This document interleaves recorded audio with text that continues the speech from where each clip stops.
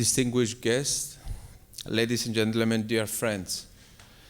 I'm truly honored by the Foreign Policy Association's invitation to share my thoughts and exchange ideas with all of you on Cyprus, developments in the Eastern Mediterranean, how Cyprus is at the forefront of these developments, and how this is beneficial to the United States and to US-Cyprus relations. Prior to embarking on my presentation, allow me to express my sincere thanks to the Foreign Policy Association, an organization founded by distinguished Americans to support President Woodrow Wilson's efforts to achieve a just peace. An organization that throughout its long 97 years history has served as a true catalyst for developing awareness, understanding, and informed opinion on US foreign policy, but also on global issues. The Foreign Policy Association is rightly renowned for its objective, balanced, and non-partisan activities, as well as for its encouragement to citizens to actively participate and inform the foreign policy process. That initial core aim of the Foreign Policy Association, to support the quest for peace, is indeed fitting for my presentation, and for no other reason that Cyprus, an island in the Eastern Mediterranean that historically has acted as a bridge between Europe, Asia, Africa, and the Middle East, has been on its own quest for peace and reunification in the last 42 years, with a promising effort currently underway. Furthermore, Cyprus is a country that has striven to bring together countries of the region in an effort to build stability and prosperity in what is a turbulent but crucially important corner of the world. It will be an omission not to pay tribute to the great man that this memorial lecture honors, Spyros Voutsinas, an immigrant from the beautiful Greek island of Kefalonia, who truly embodies the American dream, who managed to excel in the banking and real estate fields, while at the same time serving selflessly the Greek-American community. Ladies and gentlemen, dear friends, my presentation today will concentrate on the following interconnected issues.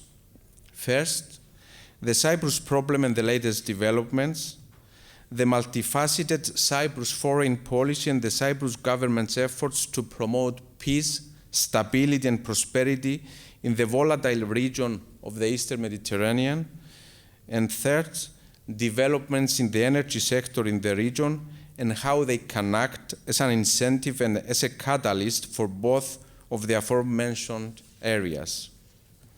I will tackle the issues in this order and will therefore embark on my presentation with the latest developments in the Cyprus problem. The topic of this lecture begins by referring to Cyprus today.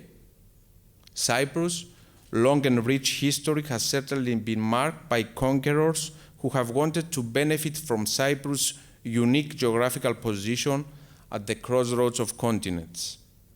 In the last 42 years, the island's history has been tragically marked by a violent division, the result of a Turkish military invasion in 1974 that has left the country and its people divided and approximately 37% of its territory under military occupation.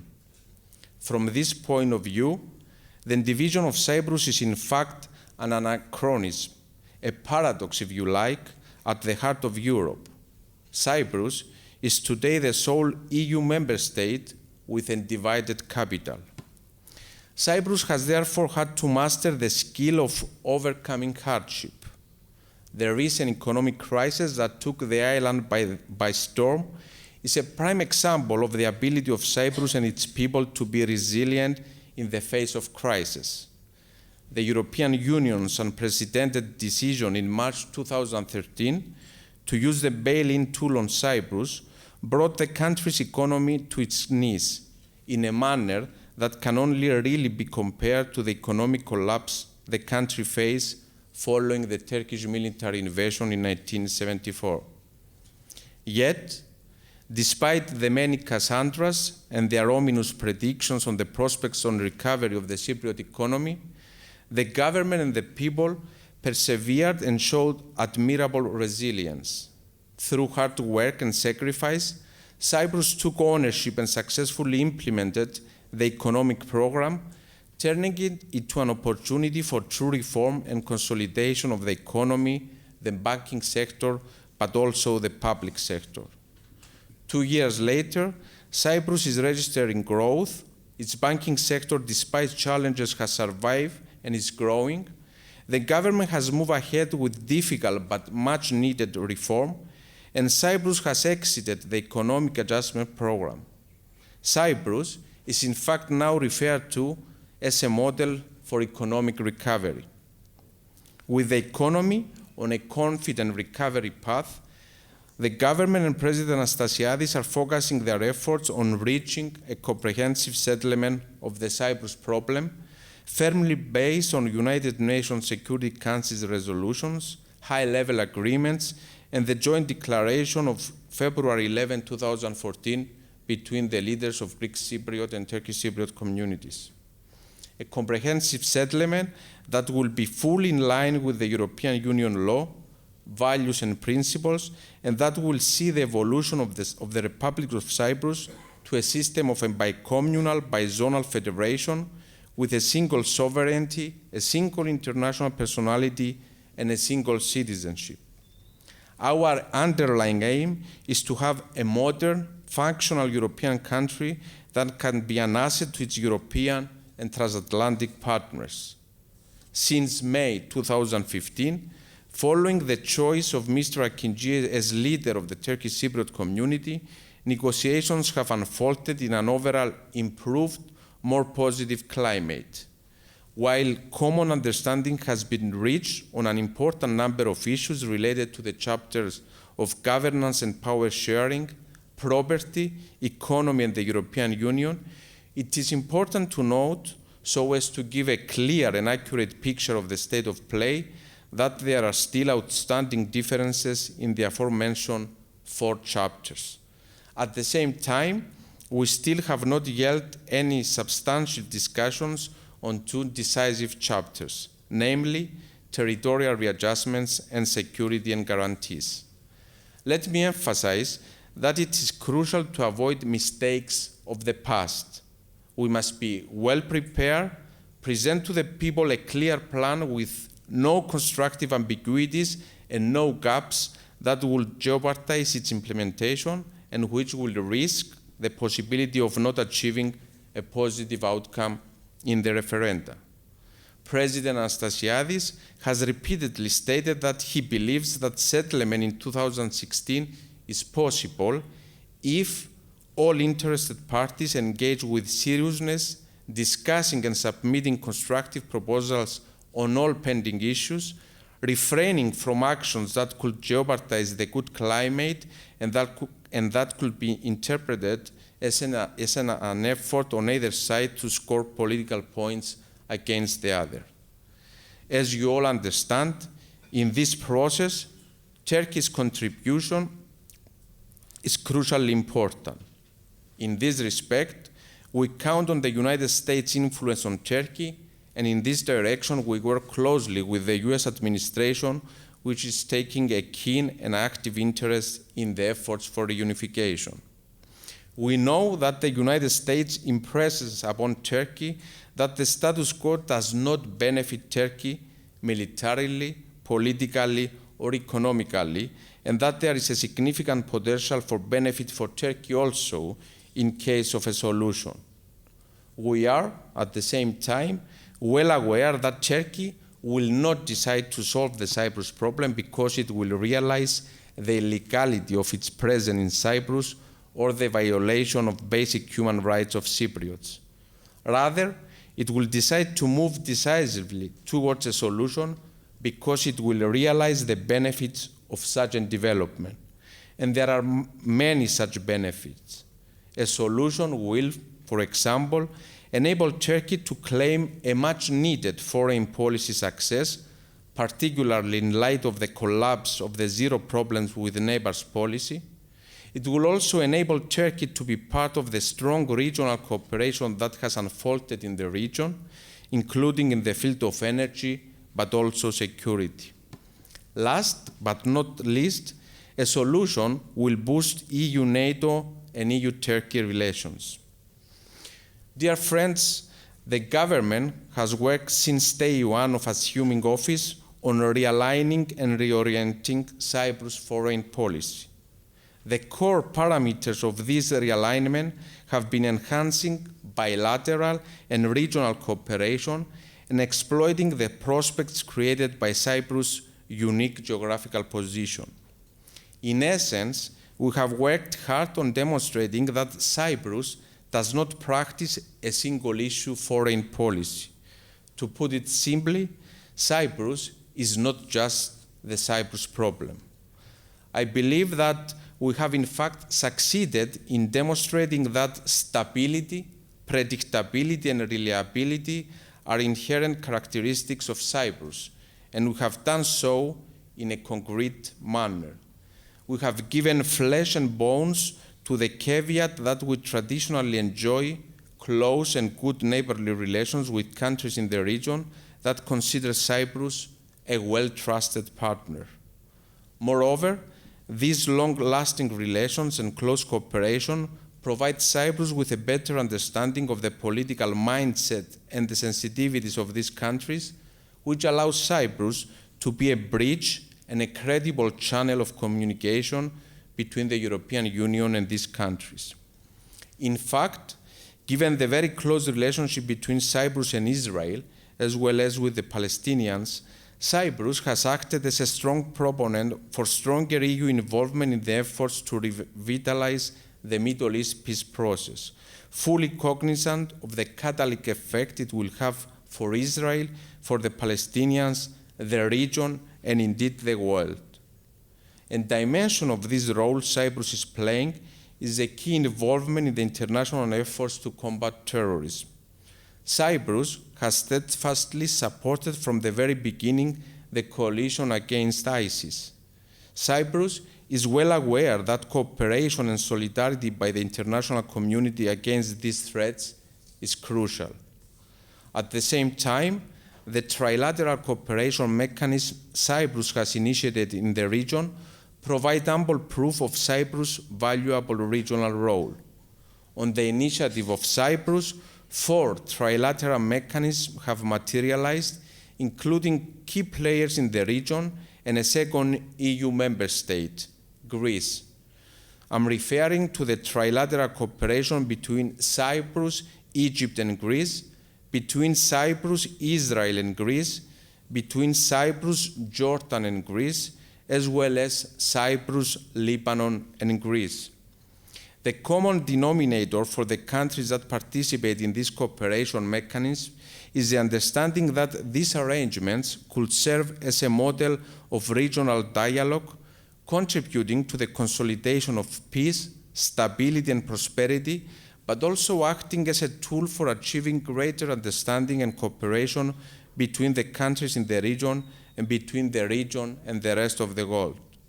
The issues on the agenda vary from energy to maritime cooperation and tourism, and they are open for participation to any country of the region that wishes to do so. No one is excluded. Undoubtedly, a sine qua non for participating and achieving the aforementioned objective is commitment to good neighborly relations, respect of international law, as well as mutual respect for the sovereignty, independence, and territorial integrity of each other, and respect for the principle of non-interference in the internal affairs of sovereign states. I will stand for a moment on the discovery of hydrocarbon reserves in the Eastern Mediterranean, which in many ways catalyzed the formation of the first trilateral cooperation mechanism with Egypt and Israel. Significant reserves have been discovered in the exclusive economic zone of Cyprus and other countries in the region. The involvement of energy giants such as French Total, the American Noble, and the Italian-Korean consortium Enico Gas provide concrete evidence of the great potential. We are optimistic that the third round of licensing, which was recently announced by the Republic of Cyprus and is underway, will bring more energy companies in our exclusive economic zone. Cyprus is pursuing its energy policy in accordance with international law, including the 1982 UN Convention on the Law of the Sea, and is working closely with its neighbors with the vision of creating a region of stability and peace, building commonalities and strategic interest. Ladies and gentlemen, dear friends, Cyprus has been blessed and at times cursed with a unique geographical position at the heart of the Eastern Mediterranean, a thread bringing together Europe, Asia, and Africa. Perhaps now more than ever, through careful, forward-looking foreign policy planning on behalf of the Cyprus government and in close cooperation with our regional, European, and transatlantic partners, Cyprus' geographical position has become a decisive advantage, a true blessing. We are determined to continue on this path of reliability, credibility, and stability. Thank you very much.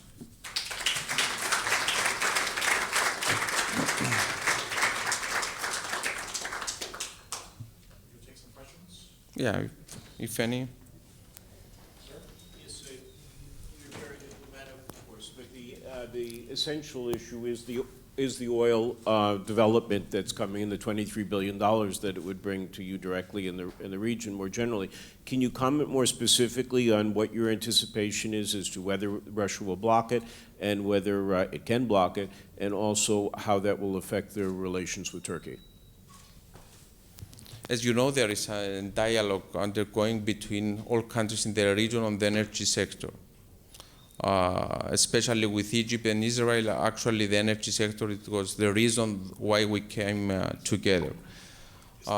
Since 2011, we have our exclusive economic zone with Egypt, Israel, and Lebanon.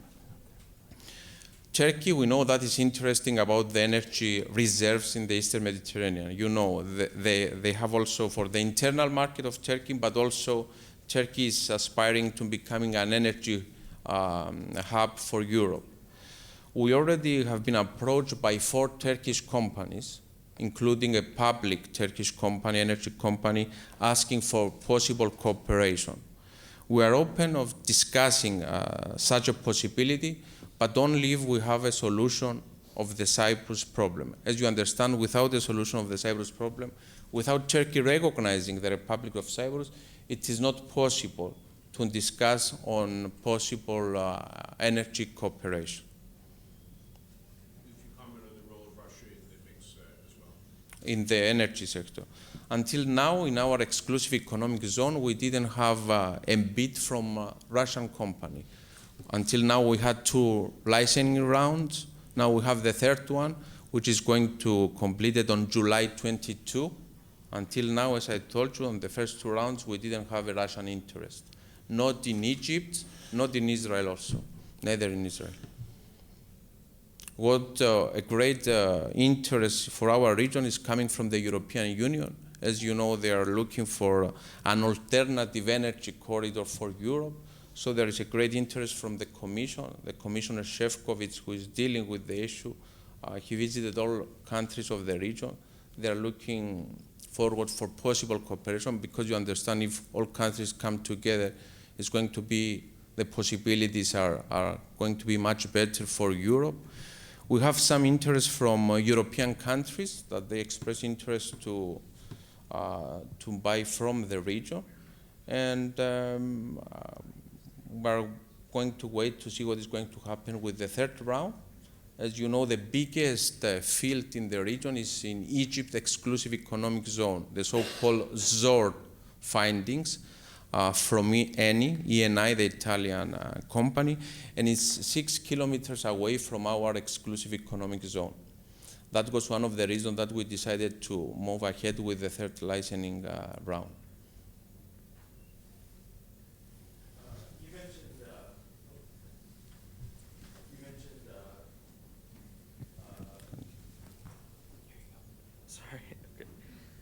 You mentioned cooperation with Egypt and Israel in helping to solve some of the Middle East problems. Has there been any efforts, especially with the recent elections in Cyprus, has there been any efforts on the part of Egypt or Israel to help solve the Cyprus problem with Turkey? As you know, Israel's and Egypt's relations with Turkey are not at that level to express such an interest. But what I can tell you is that the last period, especially from Israel, but also from Egypt, they have a great interest regarding the discussions for the solution of the Cyprus problem. So there is much more interest now regarding what we are discussing, possibility for a settlement, etc. But not an effort to, play the role of mediator. Yes. Given the dislocation we've seen with oil and energy prices over the last 18 months, has that impacted the pace of cooperation or the pace of interest in terms of exploiting those resources in your economic zone? Of course, it's a negative development. Nobody can question that. But one of the reasons that we decided to go to the third licensing round is because of the great interest it was expressed to the Cyprus government from energy companies that because of the great reserves in the region, according to their research, and the possibility of the Eastern Mediterranean to be used as an alternative energy corridor for Europe, they have a great interest. So the price factor didn't, let's say, influence or decrease the interest. Of course, this will be seen or will be in a position to answer more accurately this question when we finish with the bids and see the companies that they are interesting. Yes? Do you foresee any role for the United Nations in trying to address some of these issues? Regarding the Cyprus problem? Yeah. You know, the dialogue is taking place under the auspices of the United Nations. Since 2004, and because Cyprus is a member of the European Union also has a role in the process, but always under the auspices of the UN Secretary. The role, though, of the UN Secretary is the role of mediator. They don't intervene, they don't put forward proposals for the solution of the Cyprus problem. But there is a great interest from the UN. Actually, UNFICYP, the UN peacekeeping force in Cyprus, is the second oldest UN peacekeeping force since 1964. They are in Cyprus. So only because of that, they have a great interest. And we hope that the UN Secretary General expressed an interest because his term is over at the end of 2016 to have a solution of the Cyprus problem. That's what we're trying. Let's go. Yes? Just follow up on that. The base question really is with the Turkish shoot down of the Russian plane and the issues that engendered, has that led to a rethinking of the Turkish position, or do the domestic constraints in Erdogan overwhelm that? Because of the 1974 Turkish invasion in Cyprus, there is great concern of Greek Cypriots about Turkey. But one of the reasons, if you want, that we want to solve the Cyprus problem is in order for Turkey to leave Cyprus. Because without the solution of the Cyprus problem, right now Turkey has 43,000 Turkish soldiers in Cyprus. Of course, all those developments with the Russian plane, what happened today, for example, with Germany, they recognized the Armenian genocide and Turkey decided to withdraw its ambassador from Turkey. Turkey-EU relations, what happened with Mr. Davutoglu and Erdogan, all those developments are issues that are of great concern for the Cyprus government. We closely follow the developments in Turkey, but I think all those things make us want the solution of the Cyprus problem more. Because without the solution of the Cyprus problem, Turkey will continue to be in Cyprus. The only way for Turkey to leave the island is to solve the Cyprus problem.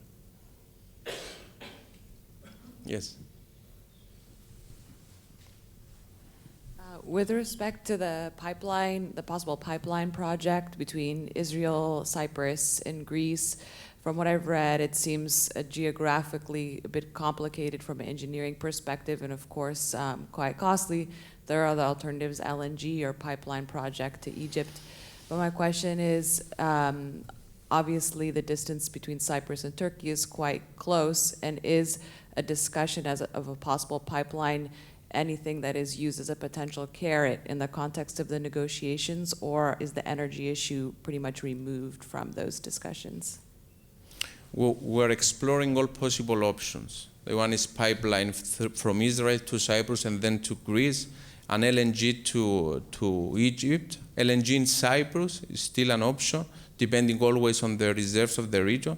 And also Turkey is a possibility, but without the solution, cannot be examined. And you understand that companies in the region, they want to take advantage. They are thinking financially, they want this to happen as soon as possible, so they're not going to wait for Turkey to solve the Cyprus problem to explore that possibility.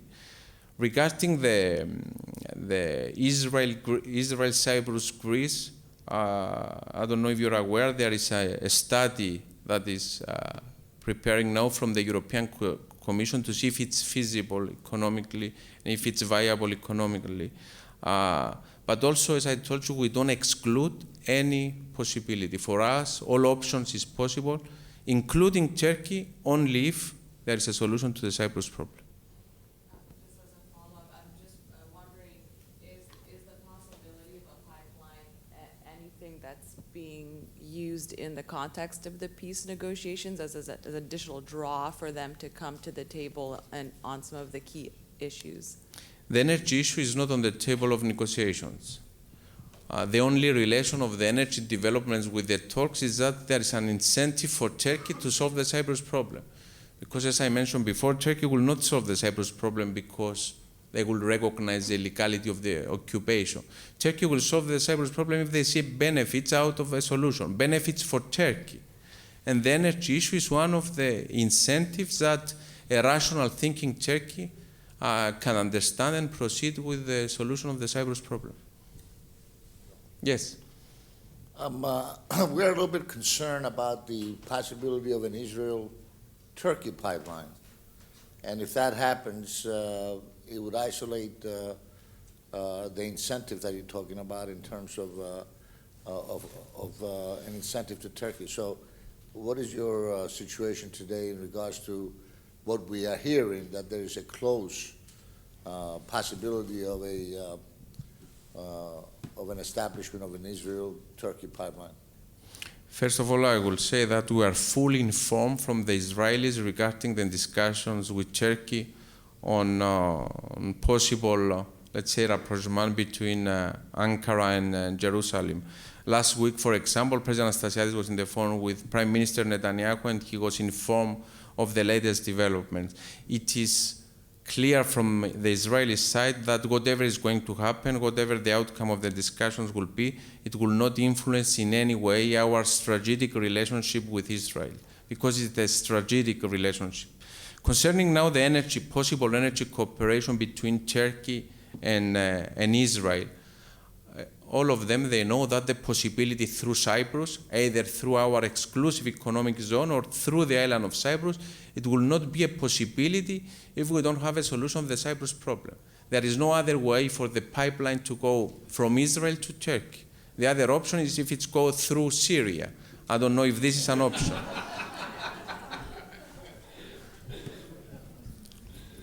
Yes. It hasn't. We haven't seen any real steps from Turkey or Erdogan. Not a single concession. So it seems very unlikely that a solution can be found, regardless if we want it or not. And it doesn't seem, at least, that is in the foreseeable future. We are all hopeful that the solution is going to be found. My question is, are we serious, both from the United States perspective, but also as a representative of the Cyprus government, to seriously pursue the implementation of all agreements when it comes to energy, And if a no solution is going to slow down both the exploration and also the implementation of the agreements between Egypt, Israel, Cyprus, and eventually Greece and other countries in the area. First of all, you're right about Turkey. We have a lot of public statements that are in favor of the solution. We didn't see any practical, concrete steps, and that is why we're asking from the US administration to help us towards this direction. Actually, nowadays, the US government probably is the only or one of the few governments that they have good relations, if we can call it so, with Mr. Erdogan. Concerning the energy developments, our planning, we continue our planning, and there is no connection at all with what is discussing at the table of negotiation. It's only, as I said before, as I mentioned before, it's only an increased incentive for Turkey to solve the Cyprus problem. If we don't have a solution to the Cyprus problem, the energy pipeline to Turkey, either for internal consumption or to continue to Europe, is not an option even to consider.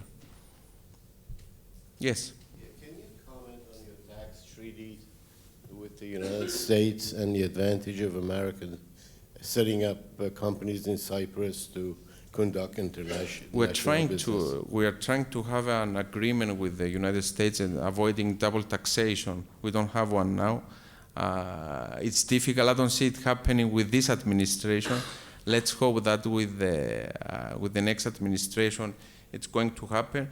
But what I can say, which is something a positive development for Cyprus regarding the United States, especially after March 2013 and the bail-in and the economic situation of Cyprus, actually it's the first time that we have a U.S. investment in Cyprus, especially in banking sector, but also in other sectors, and it's something that we hope that it will continue.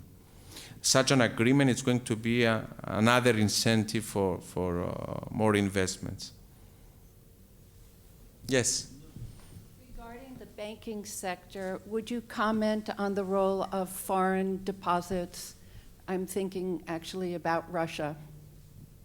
It used to be. It used to be. And something that we learned from the 2013 crisis. And what we're trying to do is trying to diversify our economy, which it was based mainly on services, on foreign money in banks. Nowadays we change. We have much smaller banking sector. We increase the supervision from our central bank, but also from ECB. And we're happy that today our dependency, let's say, is much smaller.